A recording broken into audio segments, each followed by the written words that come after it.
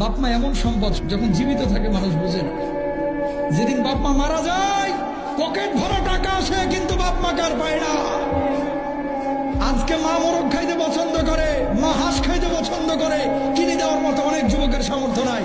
কালকে পকেট ভরা টাকা আসবে যে প্রতিদিন মাকে একটা হাঁস খাওয়াইতে পারবো, সেদিন বাপ মার থাকবে না ভাই। এই জন্য বউয়ের হক আদায় করেন, বাপ মার দিকে টেক কেয়ার করেন। বাপ মা বড় দামি জিনিস। যেদিন জন্ম দিয়েছে তার স্বামী না জানি এবার মরে যায়। কত মানুষ তো জন্ম দেওয়ার সময় মারা যায়, তুমি আমারও মাফ করে দিবে।